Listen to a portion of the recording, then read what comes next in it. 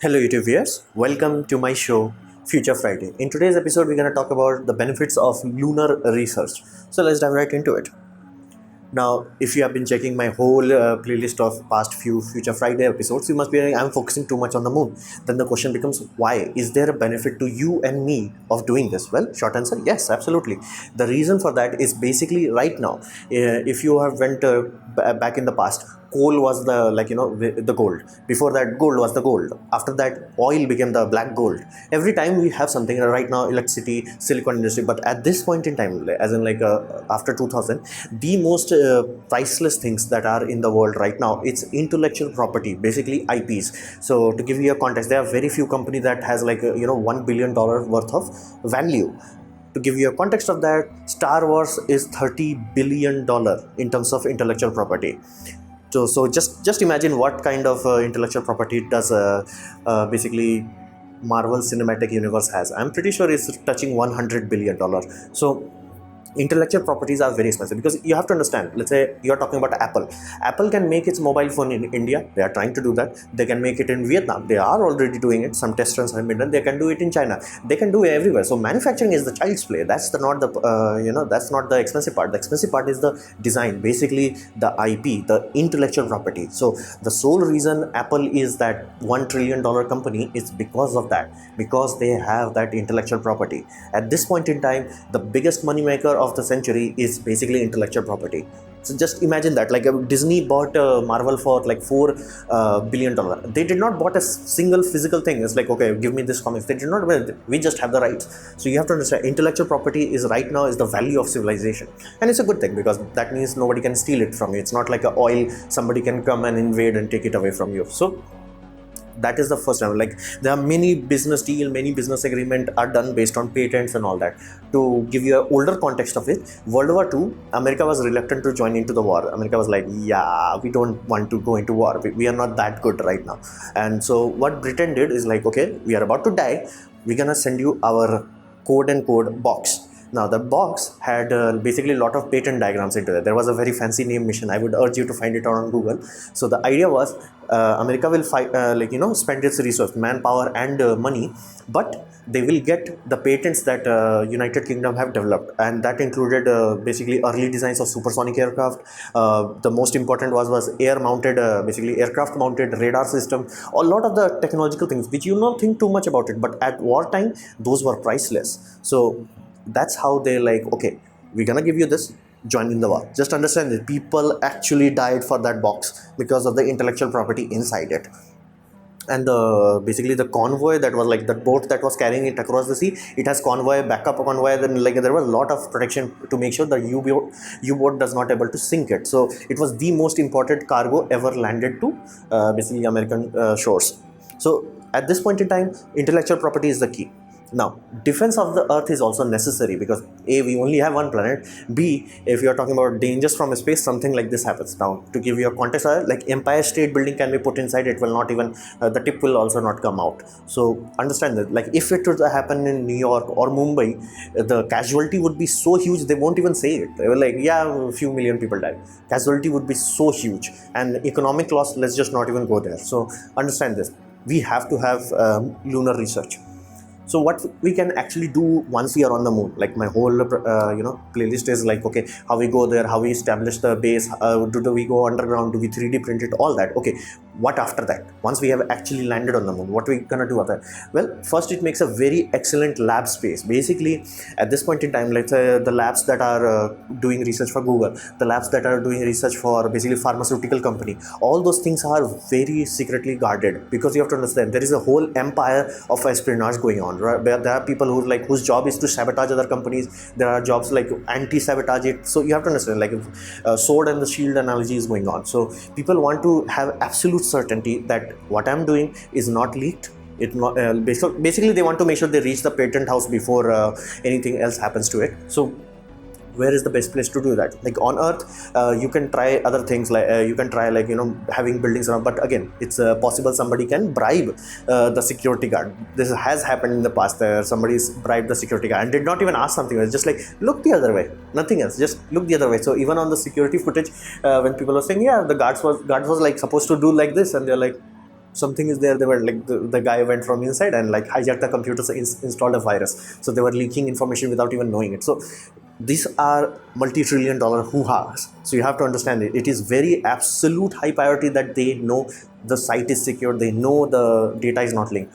Doing it on a moon, it's the basically highest guarantee you can have, because in and out is controlled. Basically you can't just YOLO yourself to the moon, or you can't just come out of the moon. So because input and output is controlled, and the fact that there is no satellite networks, even if there would be, it would be very thoroughly controlled. It has to be, because we don't have redundancy on the moon. So you will have very precise control who is going in or who is out. The benefit of that, if somebody leaks it, like let's say somebody is like, oh, I'm gonna bribe you, you will detect it out very quickly, so you won't waste your time or money to like chasing it out. So this is a very valuable proposition for companies. If you tell Samsung, this is a lab, nobody can hijack it accidentally, nobody can, like, if somebody has to spill it, it has to be the employee itself, they will like take my money. So it is very precious. Like, there are many labs on this earth basically that are like protected. Some of the Google data center are protected by armed guard, like they have shoot on sight orders. So understand that, like they have a barrier that is like they will try to return you from that barrier. If you failed, you went to the site, shoot on sight. So, and even DARPA research lab, they are even more secure than that. So if you can go onto the moon and do this sort of research there, it's priceless. Now, biotech is very important for us, otherwise we simply won't live. Otherwise our lifespan would be like 30 years. We are living 90. Soon we will cross 150 years. So we need biotechnology. There is no luxury about it. Now, biotechnologies are very lethal, specifically if you are talking about retrovirus therapies. So it is a virus, and most of the time it's controlled, most of the time, but things can happen. Things can mutate on their own. I'm not even talking about malice. Sometimes things happen, things mutate, and sometimes we use radiation to treat some things. So that could have deadly consequences. Now, thankfully, so far we did not had any airborne viruses that, or bacteria or something that is using bird as a carrier. But imagine if that happened, there is no quarantine you can do on Earth. There is nothing you can do. It will kill the Earth if bacteria or virus became airborne using birds itself. Basically, there is no border to protect it. There is basically, you have to be in hazmat suit 24/7, otherwise we all dead. So and we have to do this sort of research, not because like we want to make bioweapons, simply because if you don't do the research, others will. Basically, to give you the context, let's say China and America are two superpower at this point, and America is like, yeah, we will not make Casper baby. China is like, okay, I'm making. Now they might hijack they might shut down it or anything, but they are doing it. So you have to have a counter to it. So we have to do the research. It's not like European Union could like, hey, we will not touch biological. They might get attacked by it, and they have to do research on it. And there is another global warming side effect of it. It's that basically a lot of permafrost is being thawed out. Now they also have microbes that are frozen into, and microbes don't worry too much about being frozen and thawed out. They can survive through that.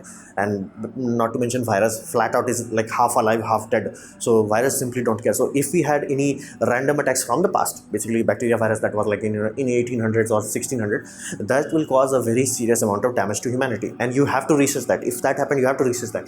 You don't want to research that on Earth itself. You want to do that on Moon. So the contamination possibility would be zero. Basically, there is no bot there. There is no some idiot that is going to, because you have airlocks. Let's say even something happened, like that your suit, outside of your suit was contaminated. Once you go in the vacuum, that will be destroyed. Bacteria, virus also get destroyed. Only some can survive it. And if you are walking during the day side, the radiation will kill them. So it is very good for disease. It's like it's a very lucrative opportunity. It's like $1 billion industry kind of thing. Then we come to the nuclear. Now this is the simplest. We have nuclear reactors. Now biggest problem with nuclear reactors is they create waste, and the waste are hot. Now it's so hot that they cannot contain the waste. So what they do, they put containments into what we call cooling ponds. Basically they put it up there for 2 to 3 years to cool it down before they can store it. Now these things are still radioactively hot for like, let's say 2 centuries to freaking 20,000 years.